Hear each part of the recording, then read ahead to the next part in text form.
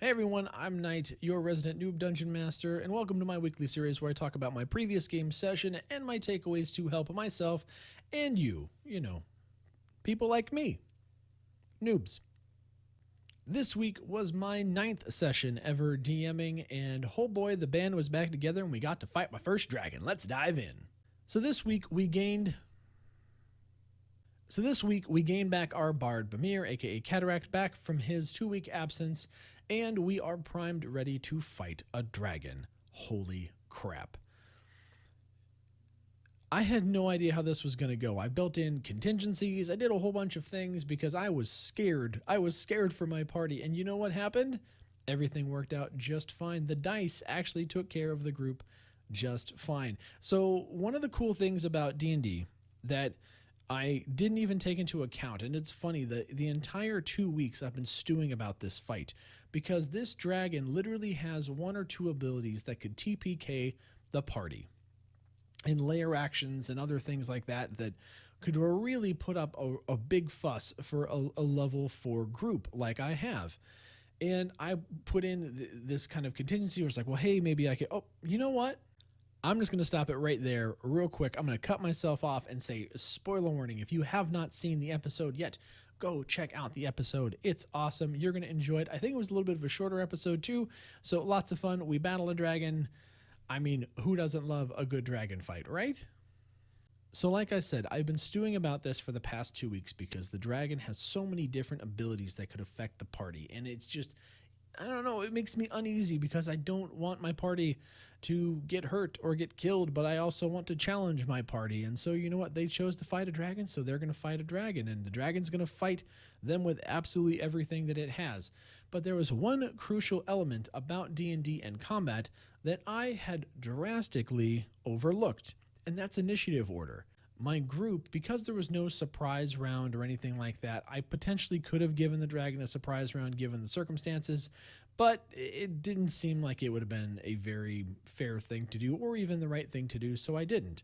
But because of that, a lot of the group within the party were able to have a higher initiative roll than the dragon. So they were able to react, and where the group had been clumped up prime for a breath attack, a couple of them were able to actually spread out and get away, and before the dragon was able to react.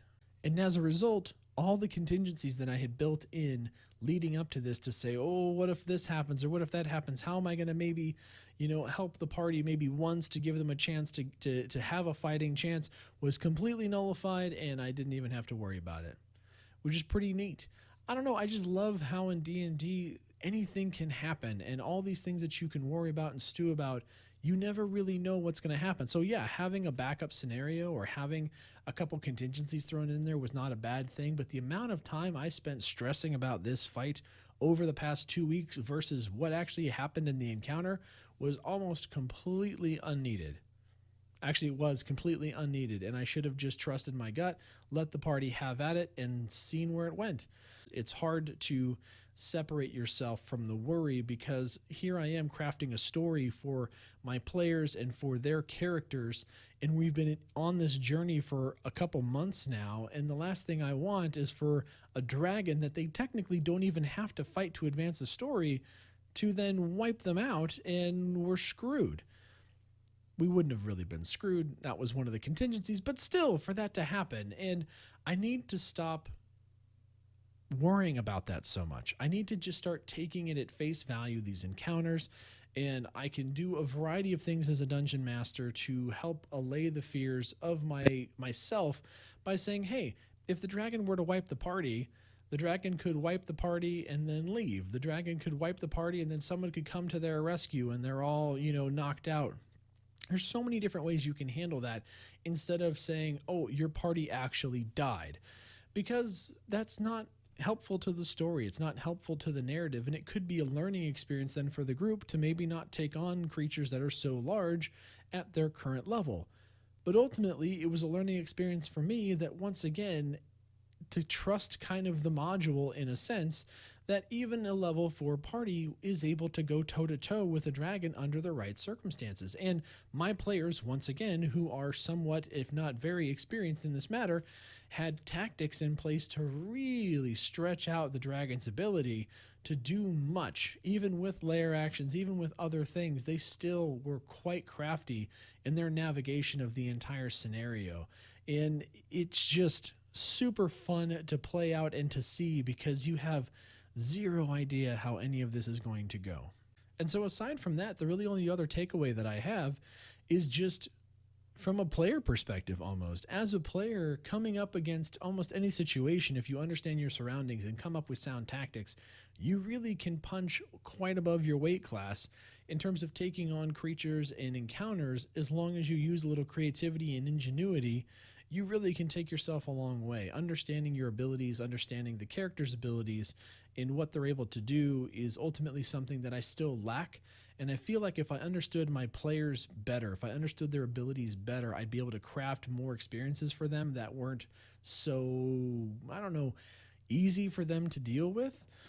Not that that's bad, but I'm going to keep saying this is one of the hardest things for me as a dungeon master, is really making sure that I'm creating a fun experience for the party in all aspects. I know we're having a great time in RP. I know we have fun while combat is happening, especially when my characters are able, my players are able to do really fun things. But I also want to make sure that there's these tense moments where you never know what's going to happen. We could get a few bad dice rolls and somebody could go down, and then another person could go down, and we're really kind of scrambling and fighting for our lives here. Those are the kind of moments that, while you don't want to happen all too often, you at least feel like there should be some kind of back and forth in the battle. And that goes with understanding the players. And me being so new to D&D in general, not just as a dungeon master, I really don't have that experience to understand these different abilities, these different spells, how they would work, what to expect at a certain level.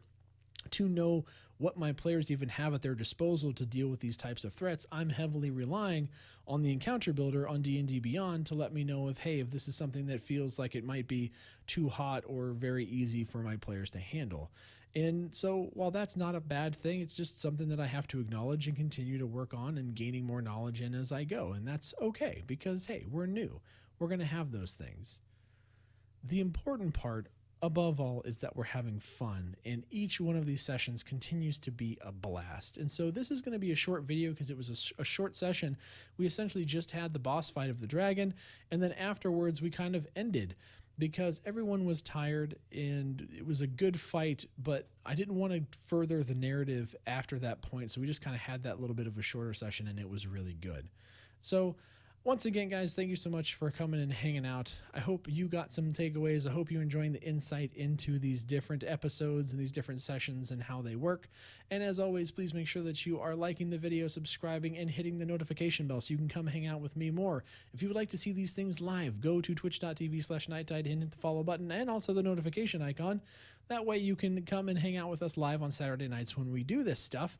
And lastly, following us on Twitter enables you to, figure out when all this stuff is coming out and get direct links and all kinds of goodies. Follow Dungeon Nytes and also follow at Nighttide. I love your faces, everybody. I will catch you next week. Bye-byes.